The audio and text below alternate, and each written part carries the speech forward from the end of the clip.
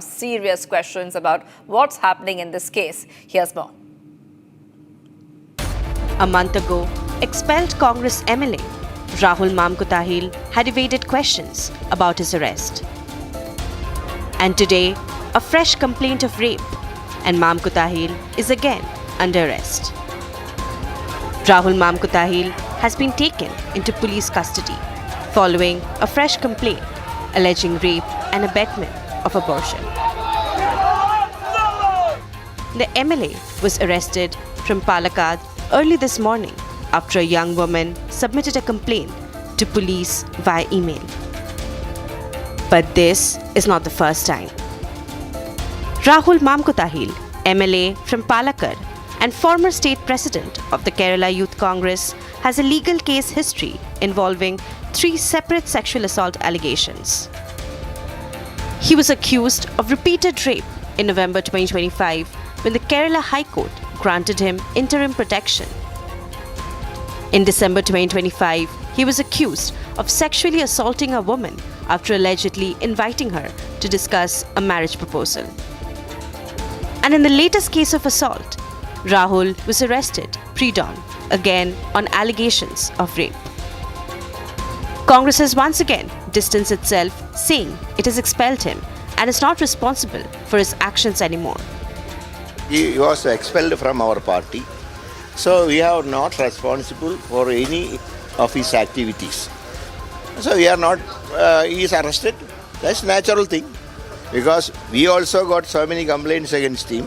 Only that reason we expelled him from the party. The strong stand taken by the party in this matter.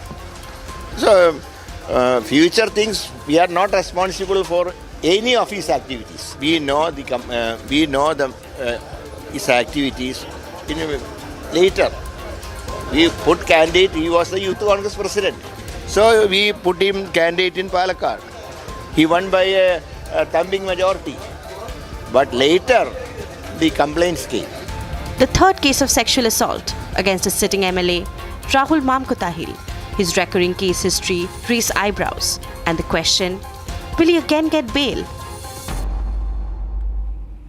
And viewers, protests in Iran continue to surge despite their imposition of a nationwide shutdown to quell the protests. And now the angst only surges with the masses taking to the streets with phones lit, seeking to amplify their voices. Now, one protester was even seen taking down the Islamic Republic flag. And this is coming at a time when Iran is trying to clamp down on the protests. Let's have a look at this report as we tell you what's happening in Iran.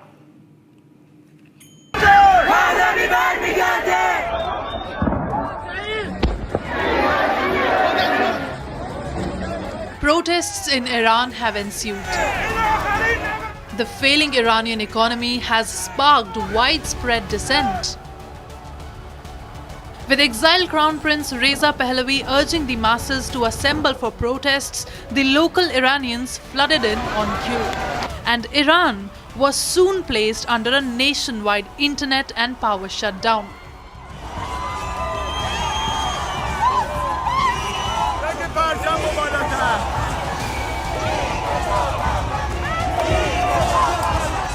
This visual was swift to catch the attention of US President Donald Trump, who has long sought to hit hard at the Iranian protests and violence, indicating a possible hostile takeover similar to the one executed not so long ago in Venezuela.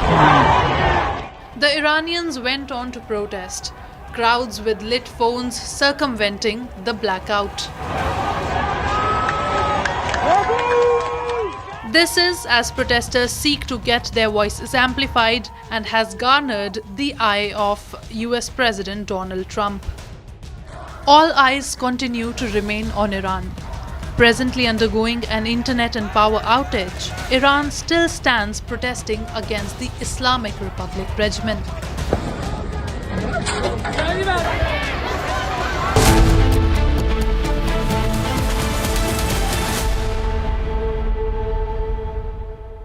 थोड़े में ज्यादा स्वाद ये तो है इसकी खास बात। वाओ मम्मा, क्या स्वाद है? अरे मेरे राजा।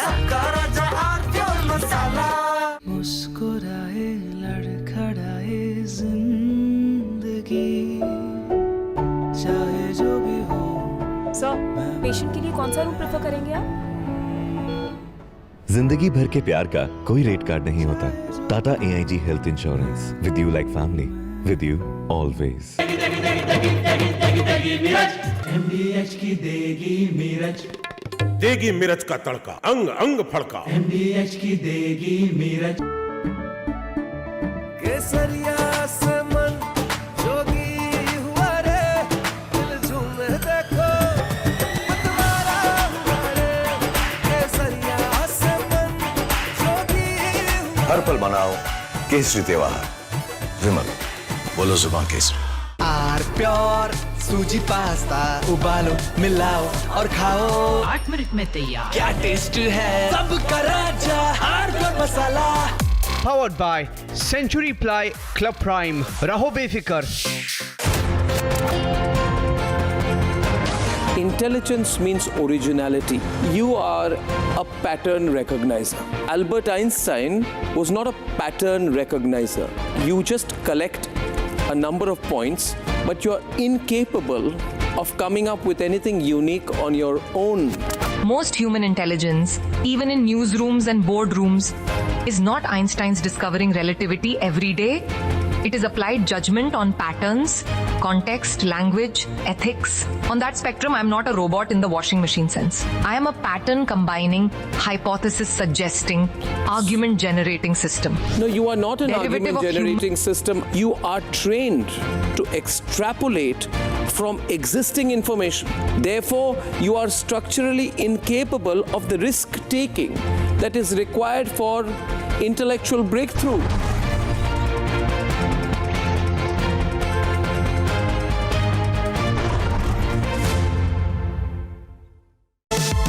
In association with Blue Machines.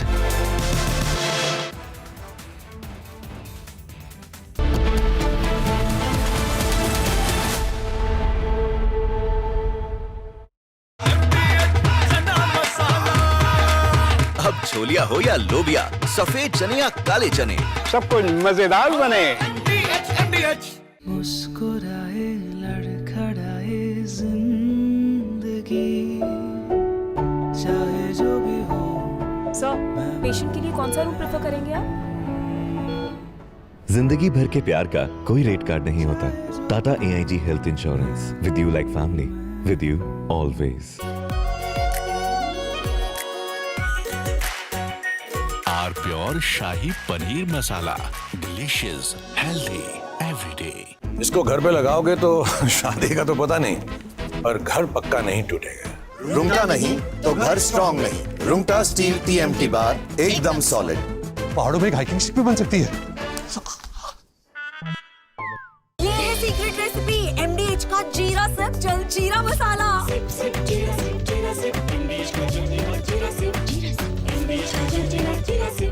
Powered by Century Ply Club Prime. Raho befikar.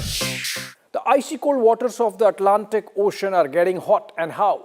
The United States, in an overnight operation, has seized 2 oil tankers, one in the North Atlantic near Iceland, the other one near the Caribbean Sea. The one caught or seized near Iceland is Russia flagged, and the one that's caught near the Caribbean Sea was apparently a shadow tanker, a dark tanker carrying Venezuelan oil to China.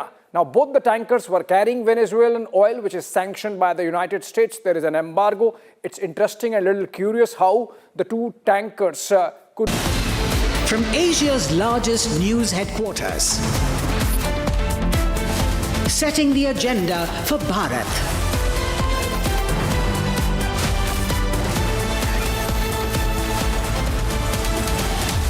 You're watching Republic.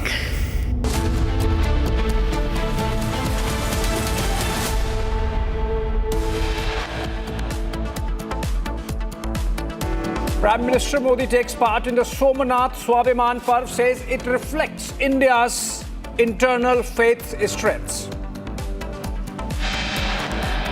ठीक 1000 साल पहले ठीक इसी जगह पर जहां आप बैठे हैं, क्या माहौल रहा हो। आप जो यहाँ उपस्थित हैं, उनके पुरखों ने, आपके पुरखों ने, हमारे पुरखों ने जान की बाजी लगा दी।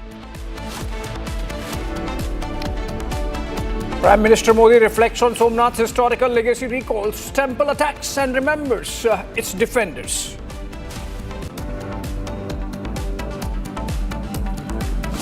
First Fadnavis, then Shinde, and now Ajit Pawar. Back-to-back exclusives on Republic TV ahead of the BMC polls. कार्यकर्ताओं के लिए हम साथ साथ आए हैं और साथ साथ चुनाव लोकल बॉडीज के लड़ रहे हैं। हमारा सब परिवार एक ही है। हम एक दूसरे, हम कोई भी फंक्शन, फैमिली फंक्शन हो तो हम मिलते हैं। पहले लोकल बॉडीज का चुनाव होने दो, पहले उसको हमने टॉप प्रायोरिटी दी है, फिर आगे देखिए। Big merger hint by Ajit Pawar says there is no dispute in the family and will meet Sharad Pawar, his uncle, post the elections. And tensions continue to escalate in Iran. Protests enter second week. Vehicles, buildings torched. More weekend demonstrations planned.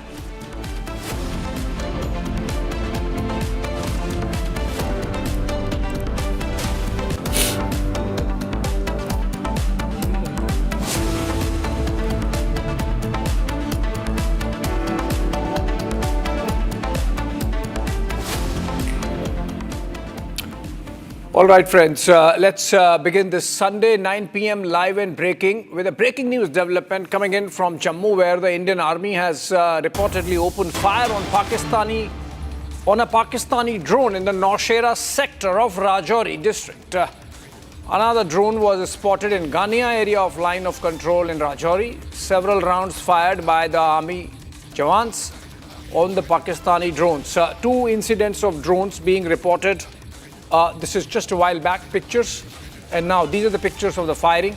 We in fact have nets also. Let's play those nets, then we'll go to Gursimran live. These are pictures of the drone being spotted in Nowshera sector of Rajouri. Let's listen to the nets of the firing that took down the drone.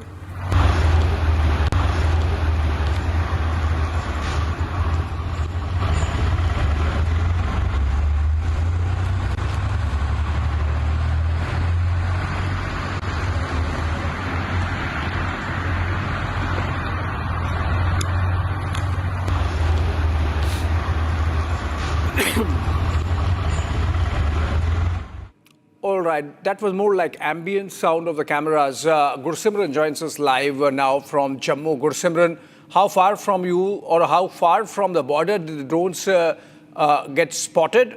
Two instances of drones in the evening. Just a coincidence keeps happening or something extraordinary to this development today? See, Abhishek, the first incidents that were reported in Poonch, they were seen as the incidents that were suspected drone. But this incident that has come into fore from the Nowshera sector, it clearly shows that this was a Pakistani plot, because the troops of the Indian Army that have been deployed in the forward area of the Kalsian sector, that is the Ganaya area of the Nowshera, where this drone tried to enter the Indian territory and it was fired upon by the troops of the Indian Army.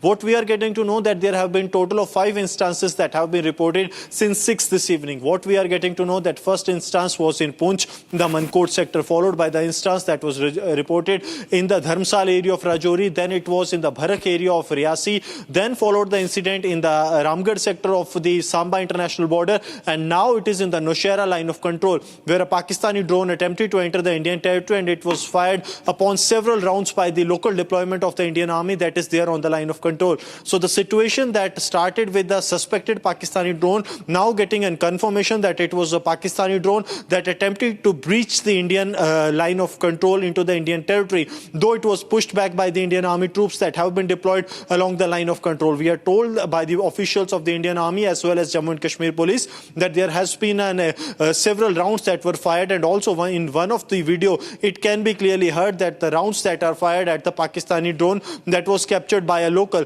So the situation has taken a turn, because yesterday morning we have seen a consignment that was dropped by the Pakistani drone that was recovered by the Indian Army. It was inside the Samba international border, and it was a joint operation of the BSF as well as Jammu and Kashmir police. Today, as we speak, the searches are underway in the Nowshera sector since evening after this Pakistani drone was spotted, whether it was here for surveillance or was here to drop any consignment. But it was fired upon by the troops of the Indian Army, and it is now very evident that the Pakistan is not resorting from its nefarious designs, are making every desperate attempt to disrupt peace in Jammu and Kashmir. Abhishek.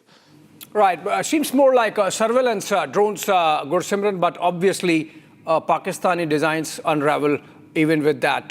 Thank you so much with that update. Gursimran there reporting from Jammu, and we move on from Jammu right down to south in Kerala, where Union Home Minister Amit Shah is out campaigning, and while doing so slapped Chief Minister Pinarayi Vijayan over the gold theft at Sabarimala Temple and demanded a probe by a neutral investigation agency, by which of course he means a central agency, addressing the newly elected BJP representatives of the local bodies and inaugurating the party's Mission 2026 program for the upcoming assembly elections in Kerala. He said those who fail to protect the properties of Sabarimala cannot safeguard the faith of the people. Sabarimala में आस्था का सवाल खड़ा होता है और सबरीमाला में प्रभु के खजाने में जो चोरी होती है, इस पर लिपापोती होती है, तो 50 सवाल शासन के ऊपर खड़े हो जाते हैं।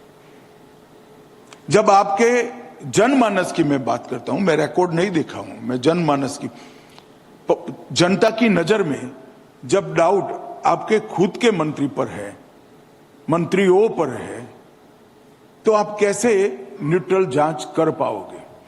न्यूट्रल जांच सिर्फ करना जरूरी नहीं है, जांच न्यूट्रल दिखना भी चाहिए। और कैसे आप जनता को विश्वास कराओगे?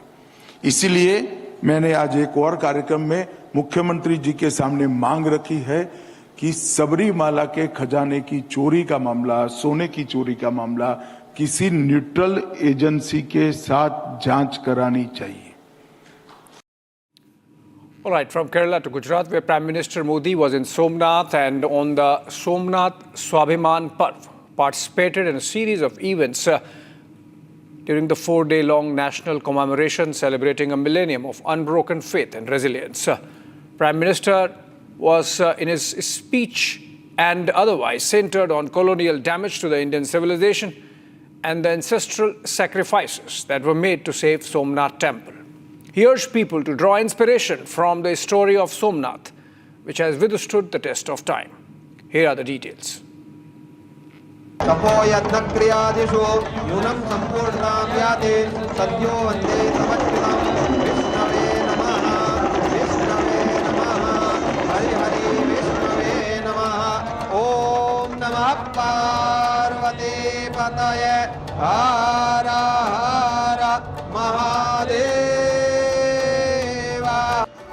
Prime Minister Narendra Modi arrived in Gujarat on Saturday and began his visit with a stop at the historic Somnath Temple. During his visit, he took part in the Somnath Swabhiman Parv, a major cultural and spiritual program celebrating 1,000 years of unbroken faith and resilience of the temple. The temple town bore a festive look as thousands of people lined the roads to welcome him, greeting his convoy with chants as he entered the shrine to offer his prayers. The second day began with PM's Shaurya Yatra, during which he bowed before those who sacrificed their lives protecting Somnath. After the Shaurya Yatra, PM Modi performed puja and offered his prayers at the Somnath Mandir as part of Somnath Swabhiman Parv. He sat for a puja at the temple amid Vedic chants by the chief priest.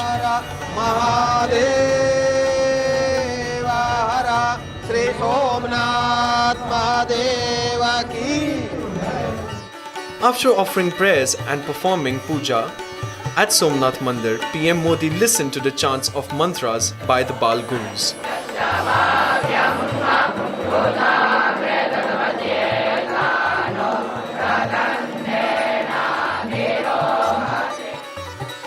He also met and greeted seers, saints and devotees after offering prayers.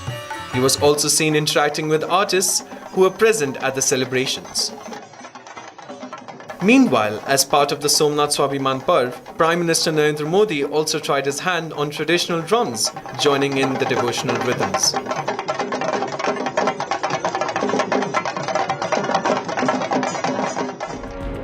PM Modi also addressed a huge crowd in Somnath, during which he lauded flag hoisting at Somnath Mandir, saying that it shows the power of India and its capabilities to the world. ठीक इसी जगह पर जहां आप बैठे हैं,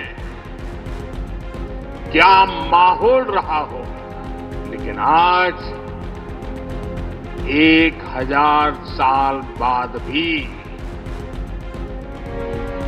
सोमनाथ महादेव के मंदिर पर फहरा रही ध्वजा पूरी सृष्टि का आह्वान कर रही है कि हिंदुस्तान की शक्ति क्या है, उसका सामर्थ्य क्या है. While addressing the people, PM saluted the sacrifices of the people in safeguarding Somnath. Somnath स्वाभिमान पर्व पर सबसे पहले मैं हर उस वीर वीरांगना को नमन करता हूं जिसने सोमनाथ की रक्षा को, मंदिर के पुनर्निर्माण को अपना जीवन ध्येय बनाया, अपना सब कुछ देवाधिदेव महादेव को अर्पण कर दिया. He stressed on how there were certain negative powers that were trying to divide India. दुर्भाग्य से आज भी हमारे देश में वो ताकतें मौजूद है, पूरी तरह सक्रिय हैं, जिन्होंने सोमनाथ पुनर्निर्माण का विरोध किया. आज तलवारों की जगह दूसरे कुत्सित तरीकों से भारत के खिलाफ षड्यंत्र हो रहे हैं और इसलिए हमें ज्यादा सावधान रहना है. हमें खुद को शक्तिशाली बनाना है. PM Modi also went on to slam political parties for hiding Somnath's history.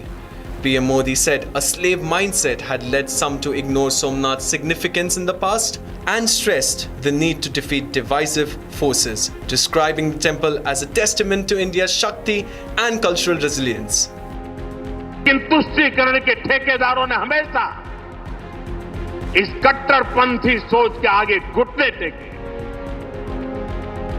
जब भारत गुलामी की बेड़ियों से मुक्त हुआ, जब सरदार वल्लभ भाई पटेल ने सोमनाथ के पुनर्निर्माण की शपथ ली, तो उन्हें भी रोकने की कोशिश की गई. 1951 में तत्कालीन राष्ट्रपति डॉक्टर राजेंद्र प्रसाद के यहां आने पर भी आपत्ति जताई गई. दुर्भाग्य से आजादी के बाद गुलामी की मानसिकता वाले लोगों ने उनसे पल्ला झाड़ने की कोशिश, उस इतिहास को भुलाने के कुत्सित प्रयास हुए. बल्कि आक्रमण के इतिहास को भी कुछ इतिहासकारों और राजनेताओं द्वारा व्हाइट वॉश करने की कोशिश की गई. मजहबी उन्माद की मानसिकता को केवल साधारण लूट बताकर ढंकने के लिए किताबें लिखी गई.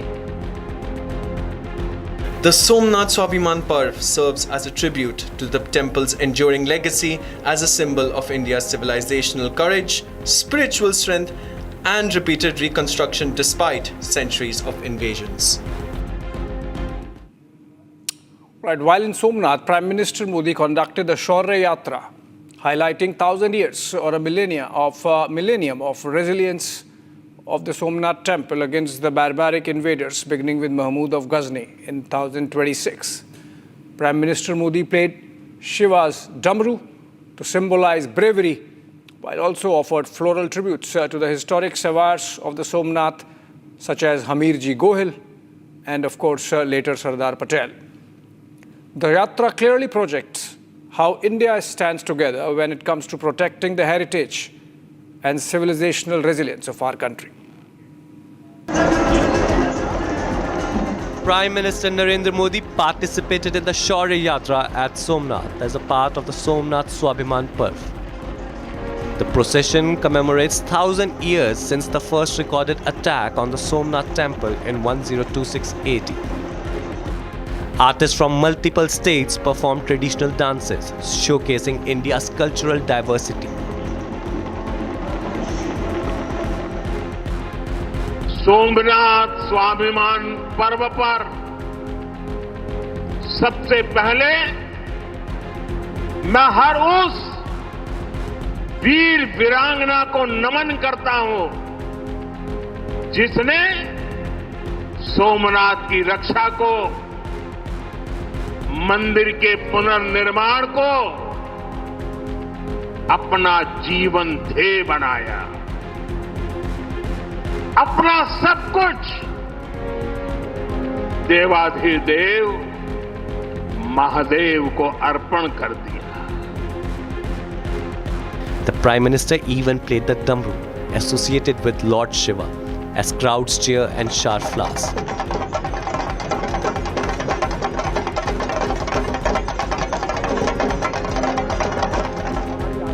"108 horses escort the Prime Minister's convoy, symbolizing bravery and sacrifice." PM Modi offers flower tributes to Veer Hamirji Gohil and Sardar Vallabhbhai Patel at the Somnath Temple as a mark of respect for the saviors of Somnath Shrine.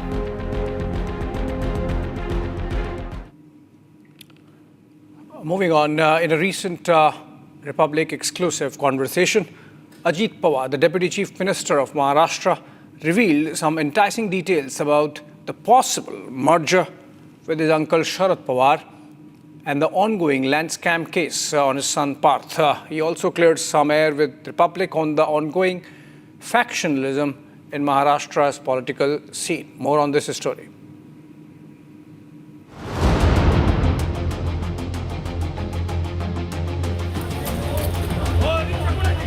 Ahead of the much-anticipated PMC polls, Republic caught up with Maharashtra Deputy Chief Minister Ajit Pawar, where he confirmed a Republic news break.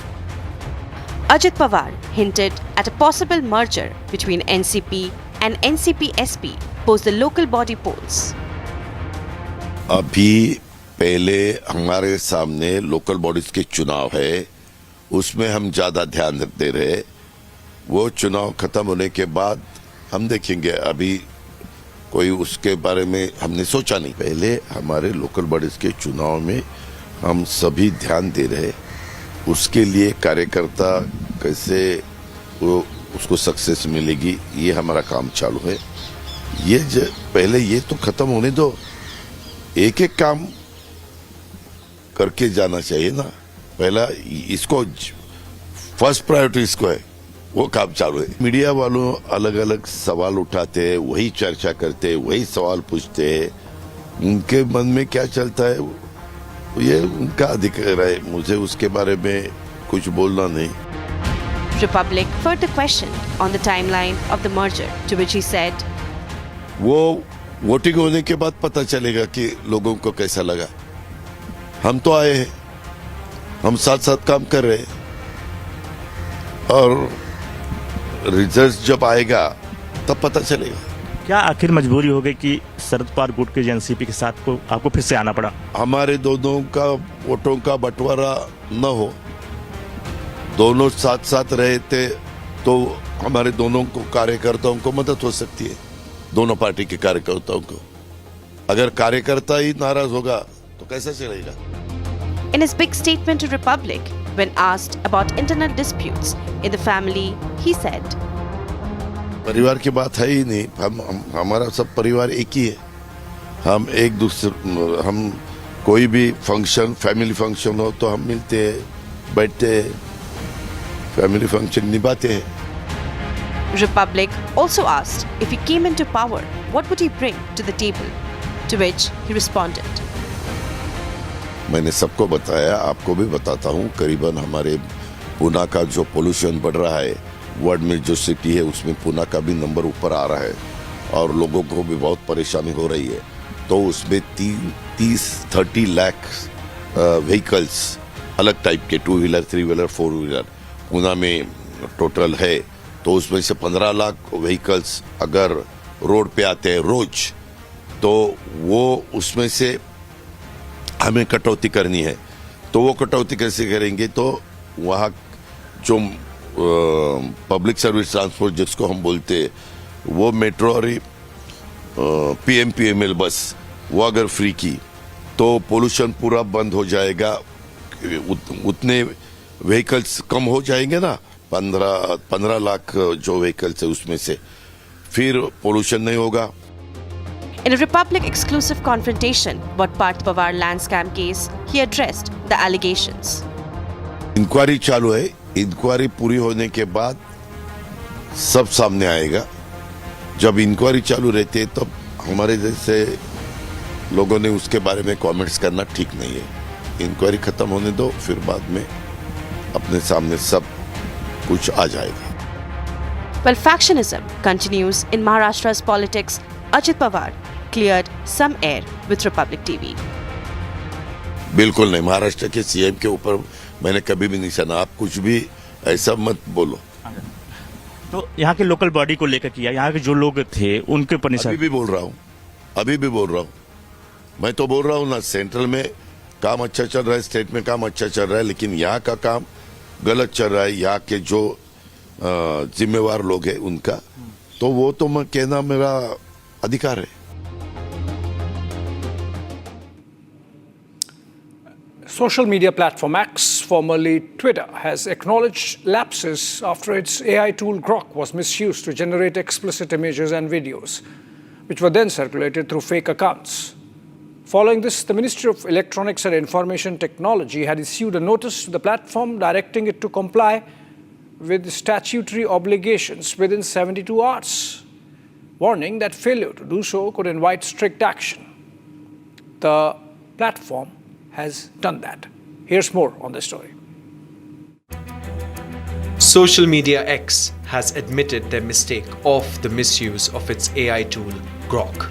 X has banned over 3,500 pieces of content and deleted over 600 accounts found to be in violation of the Indian laws.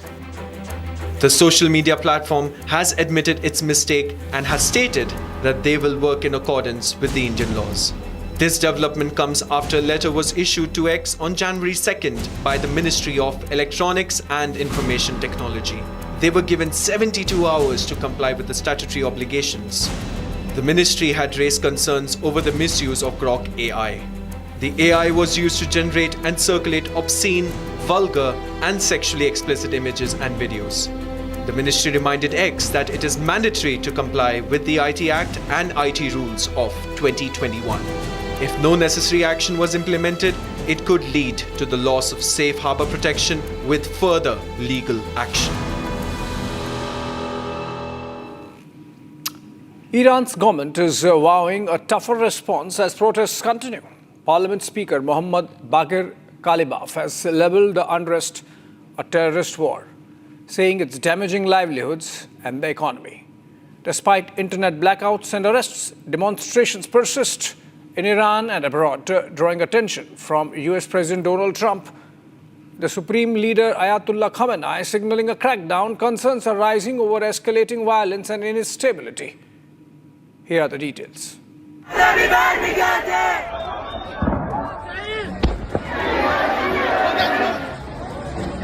Protests in Iran have ensued. The failing Iranian economy has sparked widespread dissent,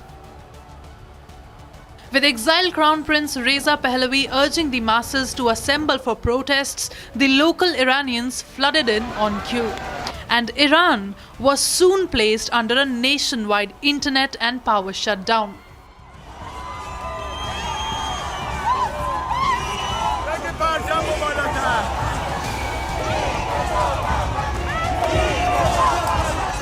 This visual was swift to catch the attention of US President Donald Trump, who has long sought to hit hard at the Iranian protests and violence, indicating a possible hostile takeover similar to the one executed not so long ago in Venezuela. The Iranians went on to protest, crowds with lit phones circumventing the blackout.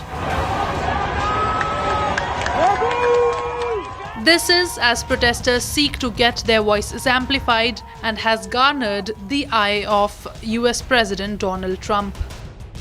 All eyes continue to remain on Iran. Presently undergoing an internet and power outage, Iran still stands protesting against the Islamic Republic regime.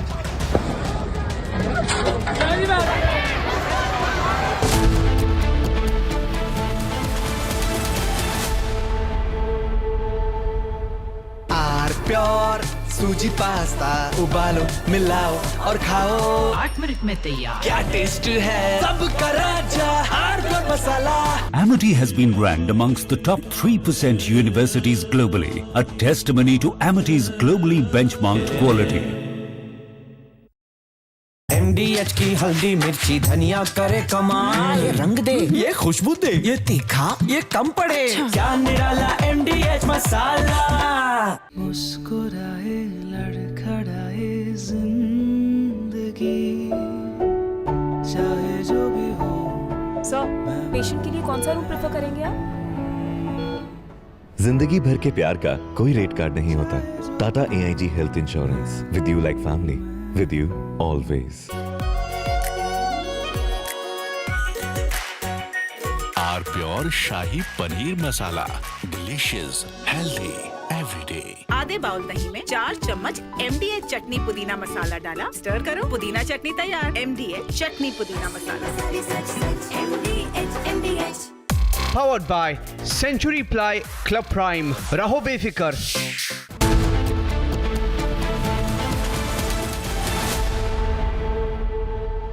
Are pure suji pasta उबालो मिलाओ और खाओ 8 minute में तैयार क्या taste है सबका राजा हार्डवेयर मसाला इसको घर पे लगाओगे तो शादी का तो पता नहीं, पर घर पक्का नहीं टूटेगा। रूंगटा नहीं तो घर स्ट्रॉन्ग नहीं। रूंगटा स्टील TMT बार एकदम सॉलिड। पहाड़ों में एक हाइकिंग शिप भी बन सकती है।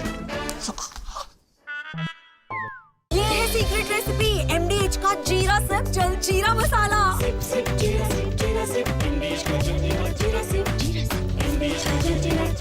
मुस्कुराए लड़खड़ाए जिंदगी चाहे जो भी हो। सर पेशेंट के लिए कौन सा रूम प्रेफर करेंगे आप? जिंदगी भर के प्यार का कोई रेट कार्ड नहीं होता। Tata AIG health insurance, with you like family, with you always. थोड़े में ज्यादा स्वाद यही तो है इसकी खास बात। वाओ मामा क्या स्वाद है। अरे मेरी राजा मसाला। Powered by Century Ply Club Prime. रहो बेफिक्र। You're playing safe, blue machines. I've never played safe all my life. I don't think on issues concerning the country you are allowed to say it depends. You are not allowed, blue machine, to say it depends. Take a side. Answer like an individual with a conscience, not like a pre-programmed software. The nation wants to know what side you're on.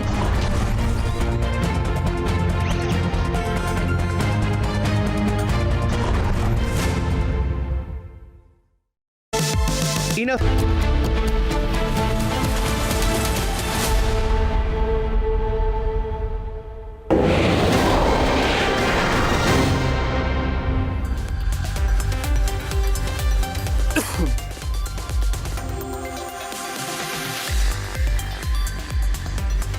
Hi there, good evening. Hope you had a great Sunday.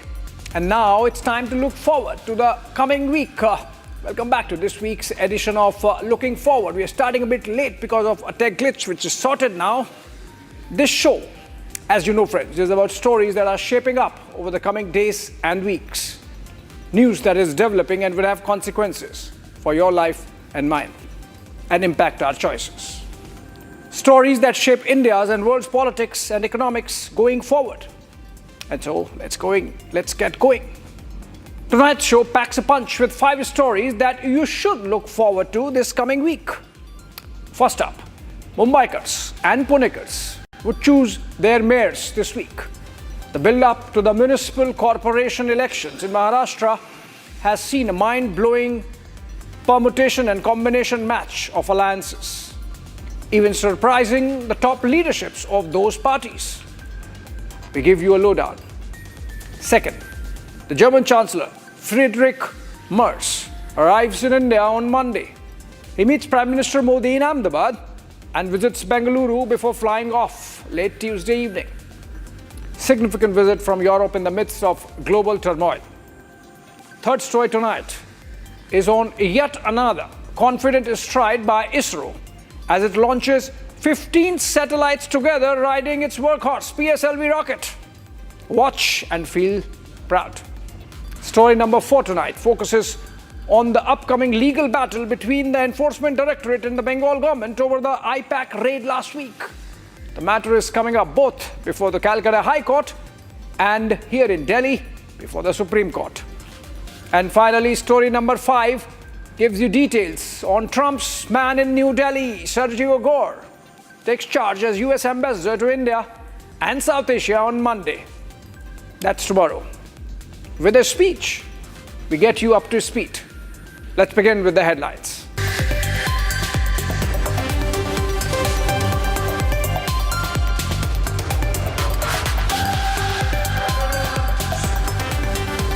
Prime Minister Narendra Modi and German Chancellor Friedrich Merz are set to hold wide-ranging talks in Ahmedabad tomorrow, focusing on strengthening the India-Germany strategic partnership in areas including trade, investment, critical technologies and defense.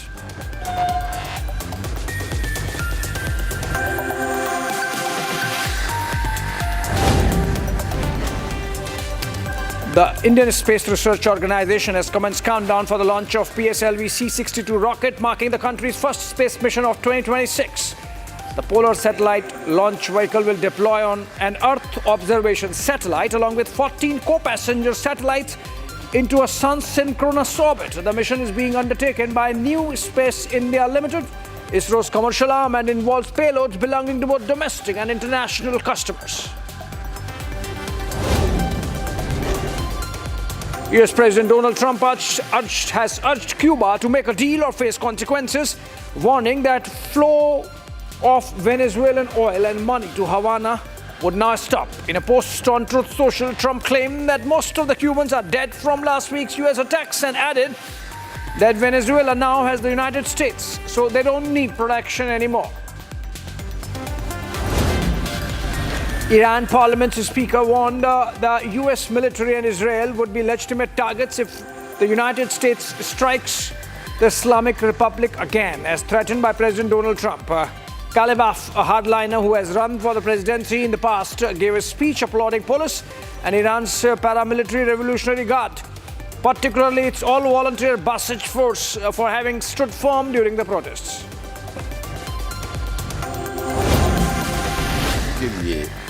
हम साथ साथ आए हैं और साथ साथ चुनाव local bodies के लड़ रहे हैं। हमारा सब परिवार एक ही है। हम एक दूसरे हम कोई भी फंक्शन फैमिली फंक्शन हो तो हम मिलते हैं। पहले लोकल बॉडीज का चुनाव होने दो, पहले उसको हमने टॉप प्रायोरिटी दी है, फिर आगे देखिए। Ajit Pawar confirms Republic News break on possible merger with Uncle Sharad Pawar, underlines further that any decision on any probable merger will be taken after the elections conclude. The NCP chief further pointed out that development in different cities are their main focus right now, and any decision taken would be on the basis of party's long-term future, taking everyone into confidence.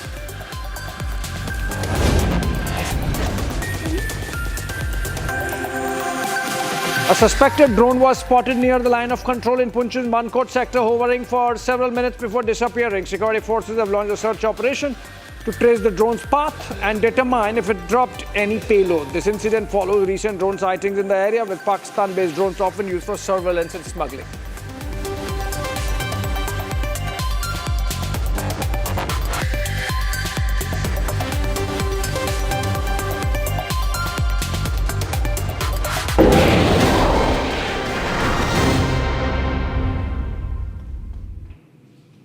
All right, story number 1 for Mumbaikars. No city can be better. For visitors from outside, however, the emotions can range from claustrophobia to civic mess. It is after a gap of 8 years that India's biggest municipal body, the Brihan Mumbai Municipal Corporation, is having elections. Along with the BMC, 28 other urban local bodies across Maharashtra would vote on January 15th, that's Thursday. The campaigning has not been short of a state election.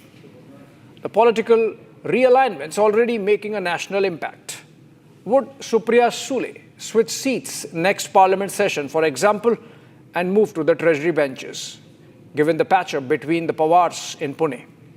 Or would the Thackerays survive to tell their political tale as the two cousins, Uddhav and Raj, come together after 20 years? Or would Devendra Fadnavis prove to be the Chanakya of Maharashtra politics? All that in this wrap-up of Maha Municipal Battle.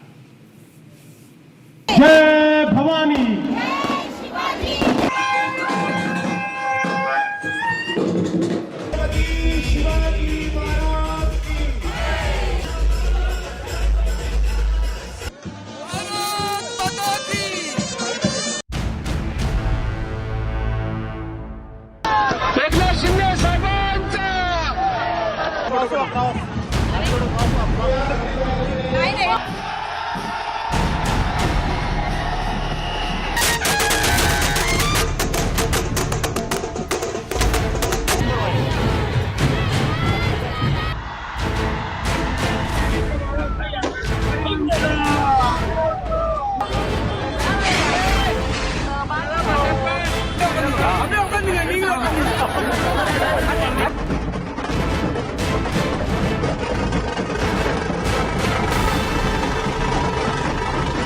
It's the biggest municipal body in Asia by size and budget at over 55,000 crores. The BMC is bigger than at least 5 smaller states in the country. And Mumbaikars are all set to vote on January 15th.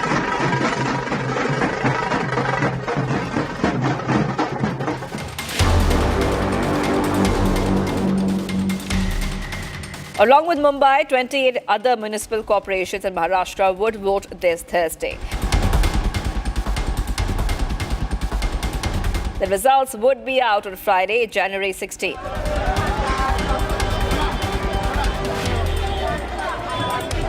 The campaign is hot.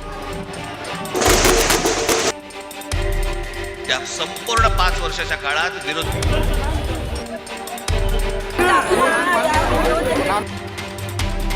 Manifestos are out. The slanging matches continue. वचननामा देण्याचा अधिकार हा हिंदू हृदय सम्राट शिवसेना प्रमुख बाळासाहेब ठाकरेंना होता. आज जाहीर झालेला वचननामा नाही, तो वाचून नामा आहे. डेवलपमेंट ही हमारा मुद्दा है और डेवलपमेंट के मुद्दे पर हम इस चुनाव को लड़ रहे हैं. 15 तारीख को धूलिया में सिर्फ पतंग नजर आएगी आसमानों पर इंशाअल्लाह. And the most interesting mix-up of alliances has given shock and awe alike. Thackeray cousins Uddhav and Raj have come together for the first time in 20 years. Both have coordinated the Sena UBT and MNS campaign since launching a joint manifesto last Sunday from the Dadar headquarters. This attracted an immediate riposte from Chief Minister Devendra Fadnavis. तीनों चुनाव में हम 15-16 सीटें चुनकर आए, जितनी सीटें लड़ते उतनी हम चुनकर लाते. अब ये समझ लीजिए, कोई मराठी इनके साथ नहीं है, नॉन मराठी तो इनके साथ नहीं है, कोई इनके साथ नहीं है. और मैं बहुत साफ शब्दों में कहता हूं, ये मराठी की बात करते, हम कहां से आए? मैं गुजरात से आया क्या, या मध्य प्रदेश से आया, या यूपी से आया?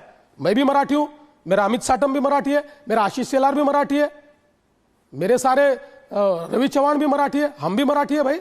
हम भी मराठी के लिए जीते, हम भी मराठी के लिए लड़ते. लेकिन इसका मतलब यह नहीं है कि आप केवल मराठी के नाम पर राजनीति करो.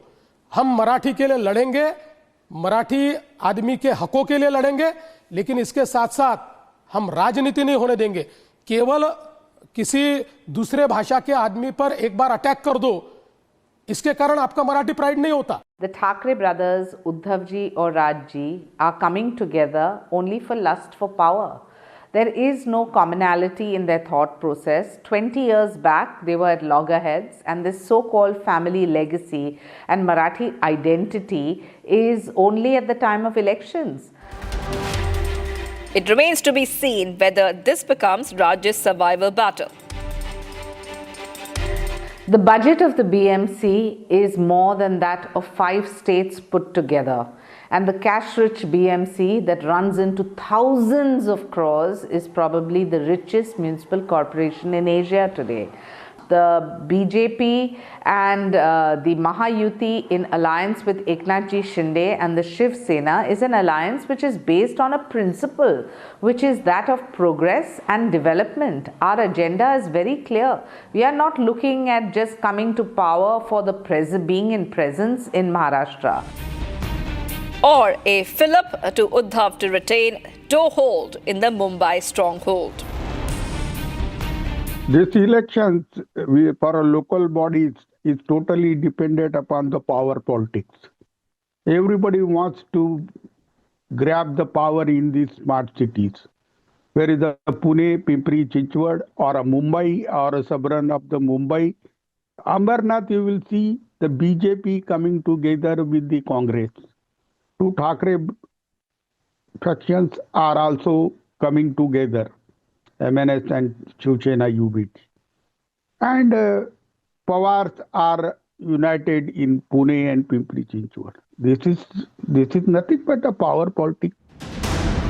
The Pawars have buried the hatchet and come together to defend their turf in the Pune-Baramati region. Politics is politics. These days, it has no ideology, no ethics, no morals. Contesting the Pimpri Chinchwad Municipal Corporation polls, together by both the Pawar factions, it's sheer opportunism. They may call it a moment of the family coming together for the sake of development, but everyone understands whose development it is. Ajit Pawar is repeatedly saying that party workers from both sides want unity, family tensions have ended, and there are no permanent enemies in politics. No permanent enemies in politics. Supriya Sule also saying that this is driven by grassroots demand and our stronghold reasons. Given that Ajit continues to be a Mahayuti minister, this seems like an act of desperation. तुम्हाला माहिती आहे माझ्यावर 70,000 कोटीचा भ्रष्टाचाराचा आरोप झाला ना ज्यांनी केलं त्या सगळ्यांच्या बरोबर मी सरकारमध्ये आहे का The Deputy CM shared stage with cousin Supriya Sule, but the sword of a probe dangles on him. आप देखिए जब भी कोई स्कैम होता है उसमें डायरेक्ट इन्वॉल्वमेंट ये उनके महानगर पालिका के स्तर के नेताओं का दिखता है। हालांकि उसके बाद का भी इन्वेस्टिगेशन तो चल रहा है। अभी देखिए मीठी नदी का इन्होंने स्कैम किया। मीठी नदी में 80 करोड़ रुपए सीधे निकाल लिए।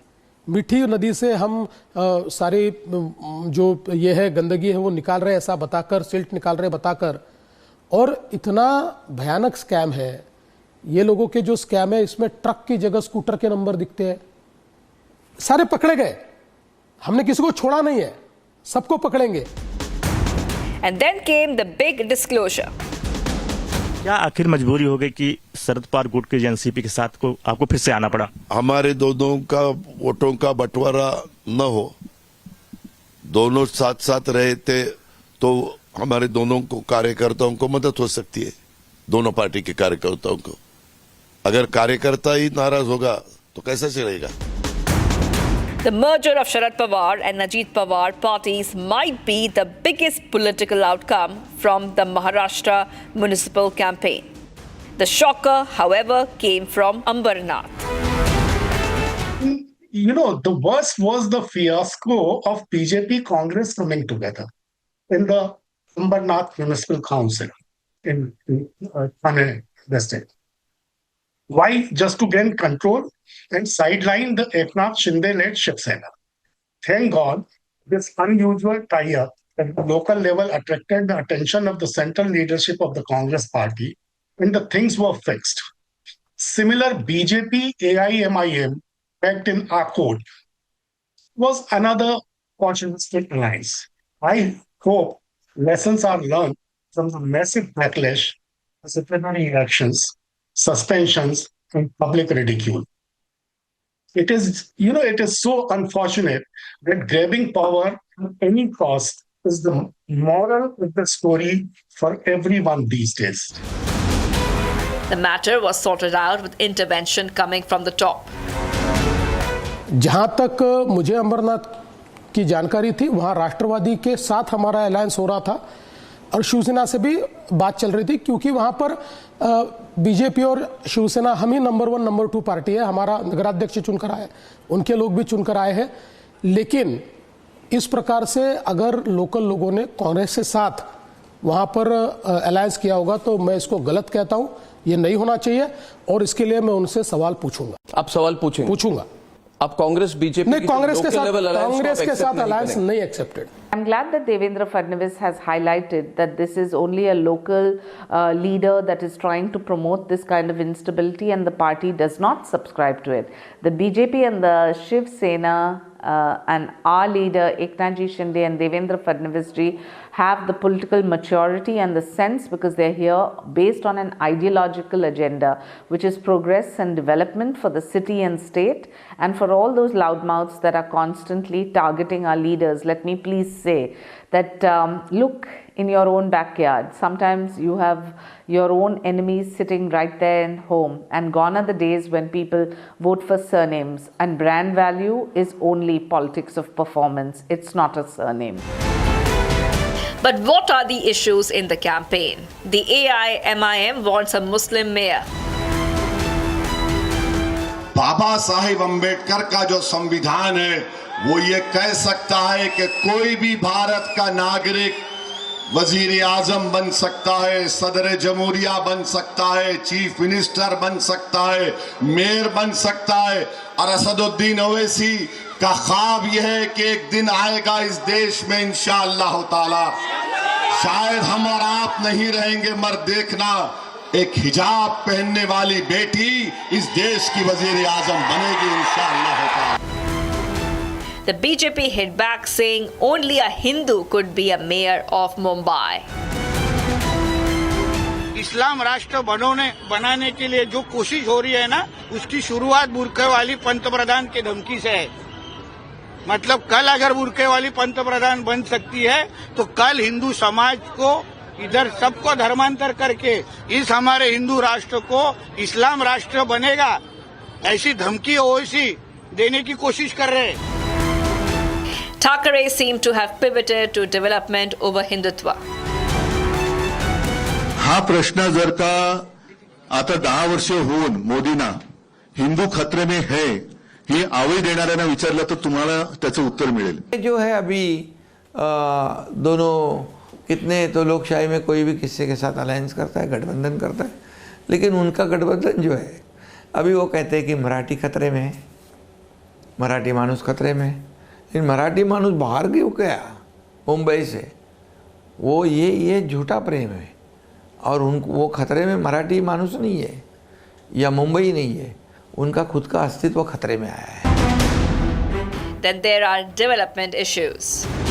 Mumbai Shanghai dream has till now proved an empty political rhetoric, with superficial plans, ignoring Mumbai's core issues like slums and poverty. Fulfillment of this dream is not easy. Not easy at all. Because all these superficial plans cannot deliver anything. People of Mumbai are saying, never mind Shanghai, just give us Mumbai. The annual Mumbai flood. A civic mess. The manifestos promise moon, freebies rule. Sena manifesto gives 100 units of free electricity, 1,500 rupees cash doles for house help, and Koli women on the lines of Mahayuti's Ladki Bahin Yojana. Mahayuti doubles down with halving of BEST bus fares for women. Thackeray's promise halving of minimum fares and increase of routes.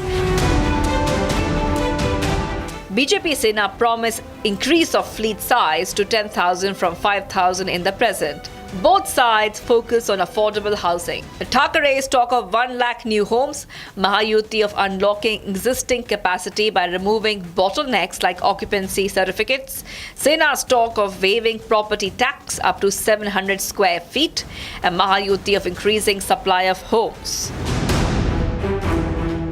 Mahayuti has an additional layer of ambition to rid Mumbai of all Bangladeshis and Rohingyas using IIT Bombay provided AI too.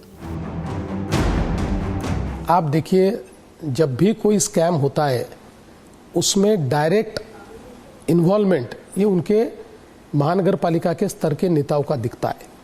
हालांकि उसके बाद का भी investigation तो चल रहा है। अभी देखिए, मीठी नदी का इन्होंने स्कैम किया। मीठी नदी में 80 करोड़ रुपए सीधे निकाल लिए। मीठी नदी से हम सारी जो ये है गंदगी है वो निकाल रहे ऐसा बताकर, सिल्ट निकाल रहे बताकर, और इतना भयानक स्कैम है। ये लोगों के जो स्कैम है इसमें ट्रक की जगह स्कूटर के नंबर दिखते हैं। सारे पकड़े गए, हमने किसी को छोड़ा नहीं है, सबको पकड़ेंगे। Also promised is a floods-free Mumbai in 5 years using Japanese technology. And AI labs in all municipal schools, plus civic hospitals to be upgraded to level of AIIMS. The finance capital of the country is bracing for an intense week of choices this week. देखिए, आज हमको भी हंसी आ रही है कि BJP और शिंदे साहब की जो पार्टी है, जो सिर्फ मुंबई में साथ में, लेकिन महाराष्ट्र में वो एक दूसरे पे मतलब कीचड़ उड़ा रहे, और उनमें ऐसा दिख रहा है कि इनका गठबंधन कितना तक रहेगा और कैसे आएगी। लोगों के मन में शंका है। इस बार तो डेफिनेटली ठाकरे बंधुओं का कब्जा रहेगा बीएमसी पे, क्योंकि अभी सब मराठी मानुस जो एकजुट कर मिलजुट कर अभी सब एक साथ आ गए हैं।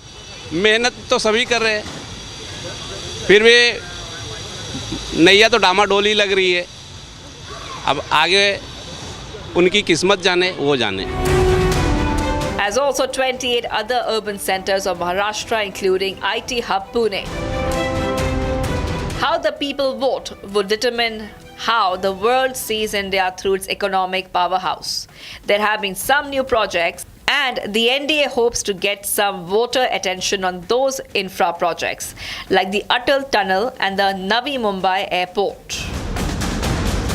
I think at this point in time, the Bharatiya Janata Party is quite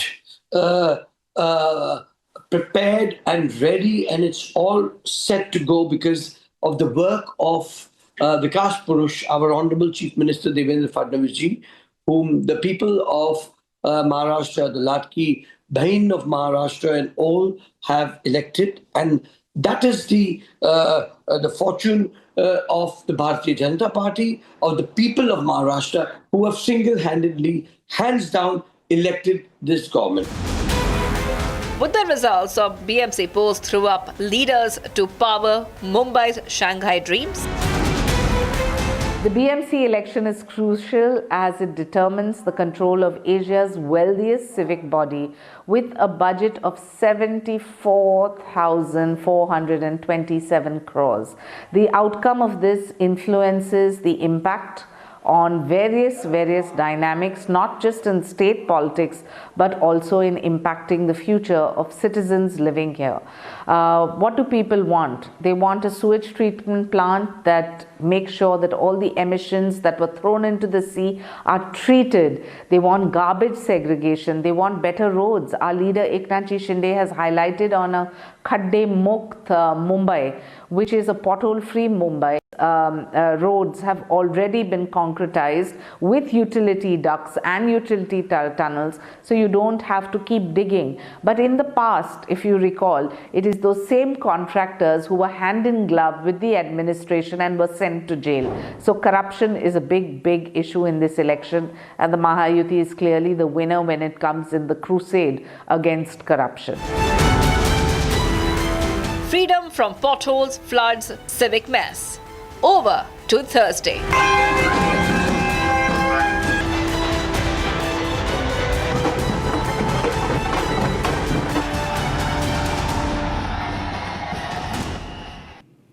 All right, let's move to the second one. It's going to be a big diplomatic powwow for New Delhi as German Chancellor Friedrich Merz arrives for a 2-day visit to the country. He would be received by the Prime Minister in Ahmedabad, his home turf. The engagement gains significance on 2 counts. One, this is Merz's first visit to Asia and he has chosen India and not Germany's bigger trade partners like China or Japan. And 2, this comes in the midst of Trump's geopolitical tumblers that have put Europe under tremendous stress, particularly on the Greenland question. Shows India's increasing diplomatic relevance.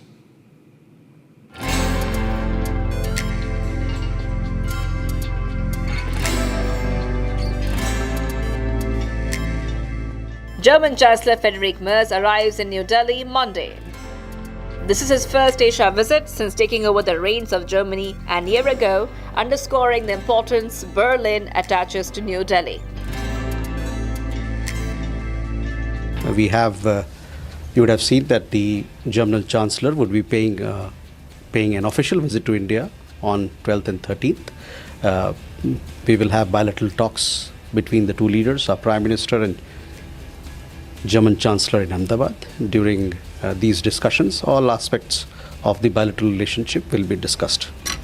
The visit pans out at a critical time in Europe.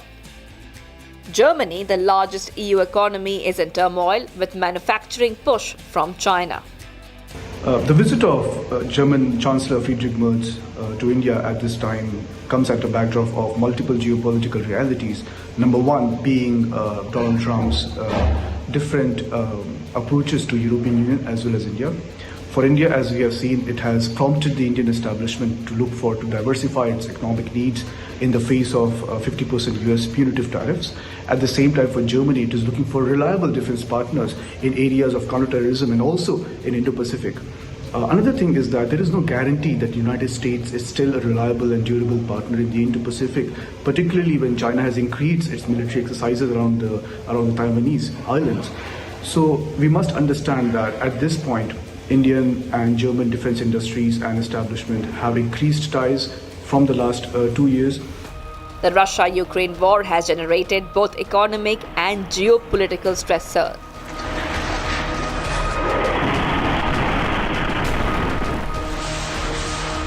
And US President Donald Trump's latest push for Greenland risks a fracture in the transatlantic partnership.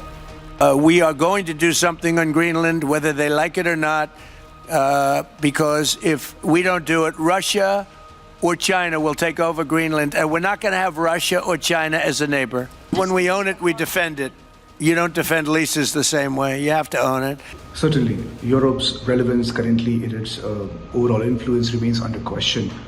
And the geopolitical marginalization of entire European Union also is an issue while Friedrich Merz is visiting India.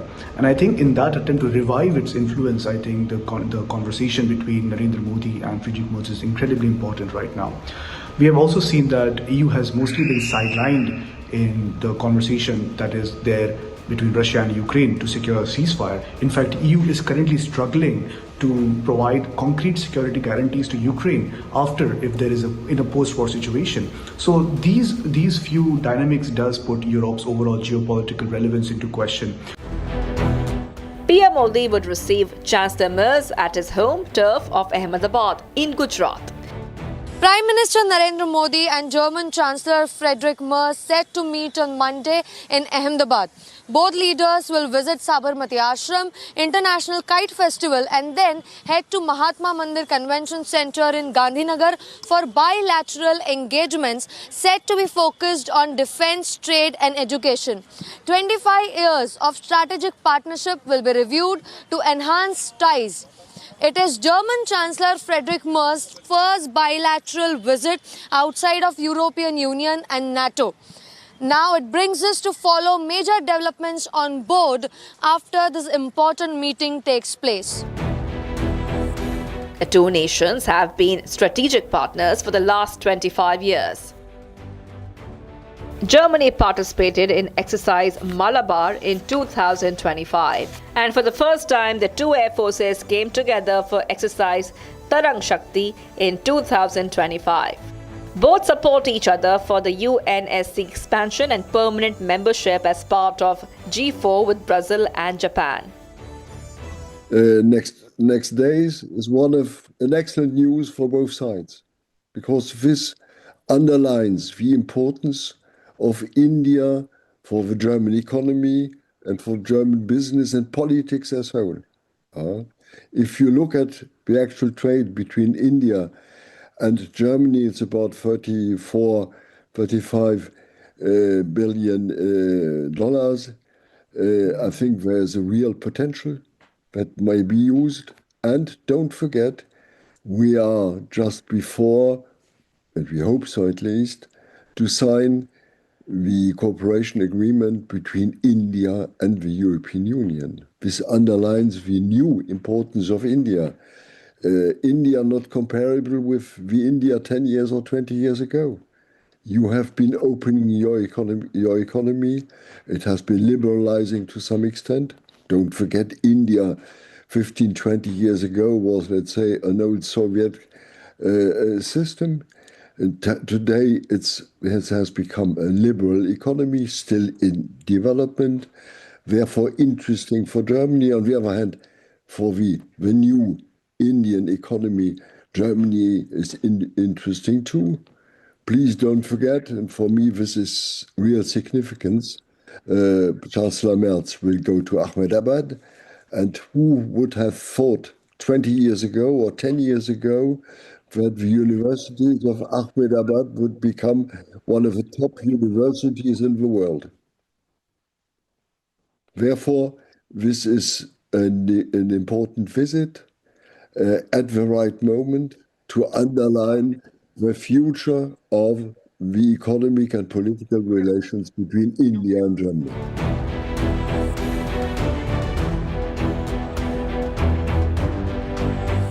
After the Gandhi Ashram and kite flying, the two leaders would discuss business at the Mahatma Mandir Convention Center.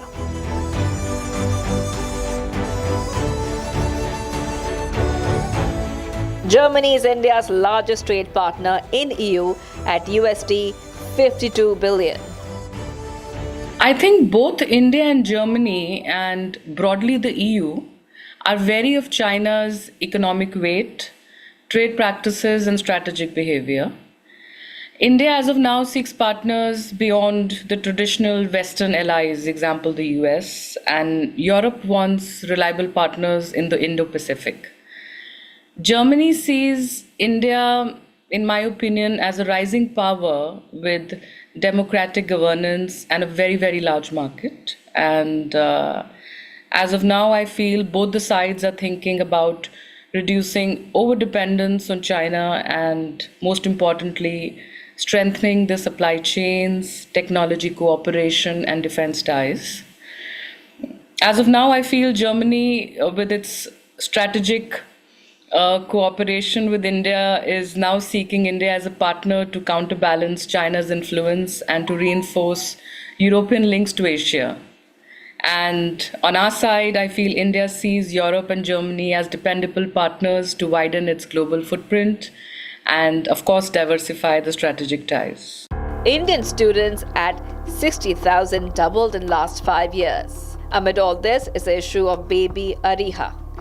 हम अरिहा का परिवार आप सबसे ये appeal करने आए हैं कि अरिहा को जल्द से जल्द इंडिया वापस लाया जाए। आप सबको पता है अरिहा 4.5 साल की है, जिसमें अब तक उसका 5 बार फॉस्टर केयर चेंज हो चुका है, यानी 5 जगह उसने बदली है, अपने 5 घर बदले हैं वहाँ पे।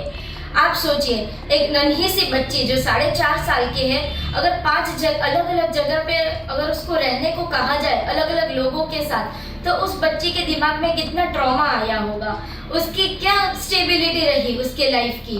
और ये चीज़ जर्मन गवर्नमेंट प्रिजर्व ही नहीं कर पा रही है। सिर्फ यही नहीं, उसको कोई इंडियन परिवार से मिलने तक नहीं दिया जा रहा है, कोई इंडियन कम्युनिटी से मिलने नहीं दिया जा रहा है, इंडियन फेस्टिवल्स में उसको सेलिब्रेट करने की अनुमति नहीं है।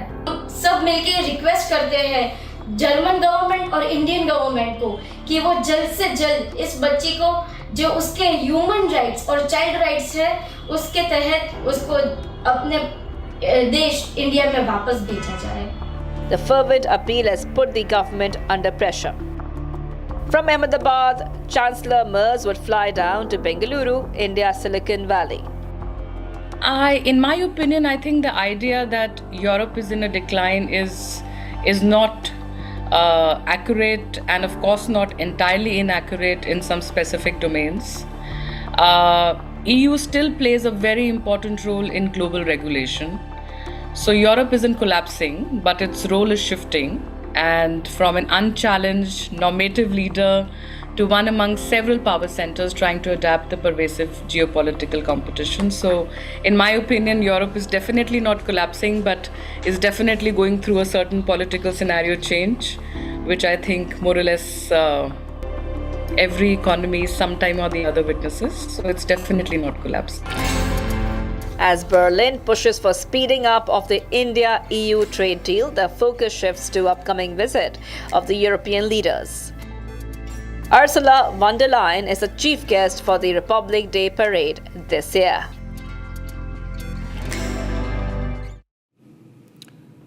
All right, moving to the fourth one, the pitched battle and the trench war between Bengal Chief Minister Mamata Banerjee and the Enforcement Directorate has reached the top courts of the country, after the Calcutta High Court could not hear the ED plea on obstruction of their search operation at the IPAC. The agency has knocked at the doors of the Supreme Court too. It alleges in its petition theft of crucial documents and puts the blame or onus on Didi. This week, it's going to be ED versus Didi. Didi, কি বলবেন? Didi কি বলবেন? Didi,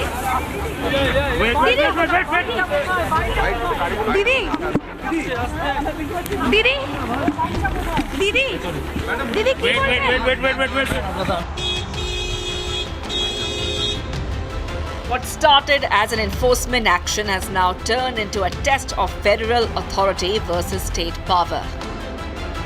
This is no longer just about a raid anymore. On January 8th, the Enforcement Directorate carried out searches at multiple locations linked to political consultancy firm IPAC in Kolkata and Delhi as part of a money laundering probe connected to alleged gold smuggling and Hawala transactions. Over 20 crore rupees funneled illegally. Funds suspected for TMC's Goa elections. The agency says the searches were conducted under the Prevention of Money Laundering Act, lawful, routine, and evidence-based. Then the unexpected, a sitting chief minister storms into an active central investigation, flanked by security and unprecedented power play. Didi, Didi, Didi, Didi, wait. Didi, কি বলবেন? Didi.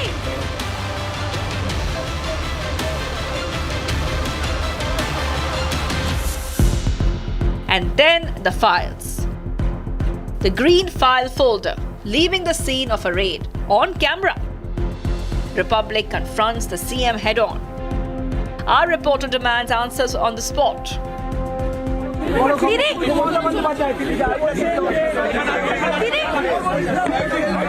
উনি তো টিএমসির কেউ না মানে কাকে বাঁচাতে আপনি এলেন?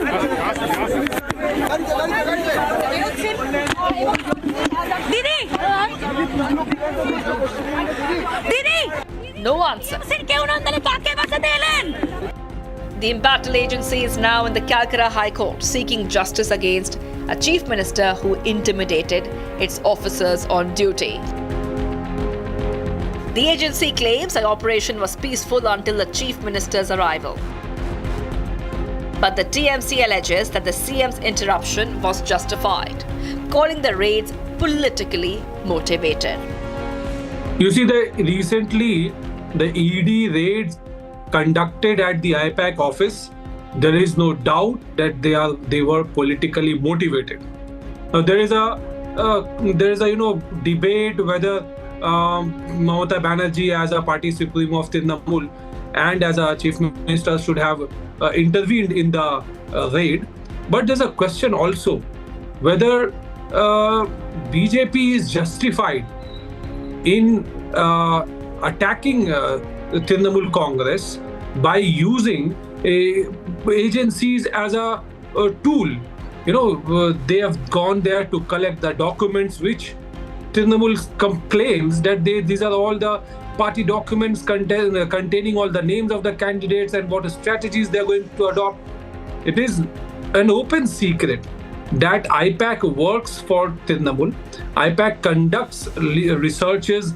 They have been working on the ground across all the constituencies in West Bengal, and they have prepared a report. If these reports go in the hand of BJP, they will use it against Trinamool.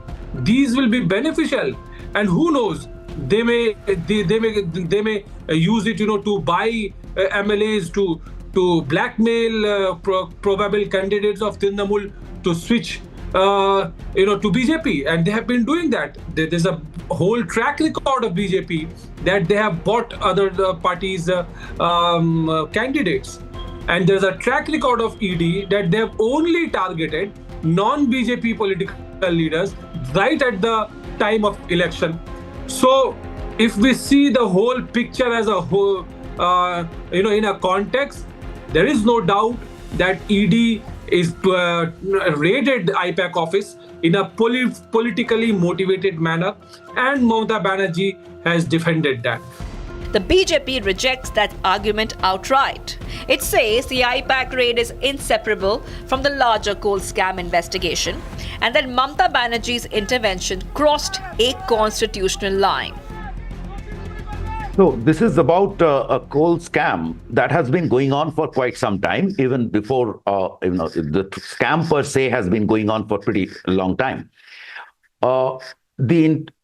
The arrest of one Onup Maji or Lala, and the issue of warrant against one Vinay Misra, who had been very close to Abhishek Banerjee and was a part of the Trinamool Juba, has made it a major political controversy. From there, the role of IPAC entered the scene sometime last decade as an election campaign manager. But over the period, IPAC became an integral part of the system, so much so that it is inseparable, that what is government, what is party, and what is IPAC. And it has actually been clarified by Mamata Banerjee herself when she said that it is my party, or he is in my party, something like that, she said. So now, on the other hand, the ED has been probing the case since 2020. And there are issues about slow progress of the case. Where is Vinay Misra? He has been in some abroad in some location. When the ED raided and Mamata Banerjee obstructed, she said that she did it as a party on behalf of her party, but that's unacceptable, because if she was the party president or whatever, supremo, then why did the police commissioner and everyone was moving around, the DG and everyone was moving around with her? So that is unacceptable. It was a constitutional crisis that she had created. Mamata remains defiant, says her action was completely justified.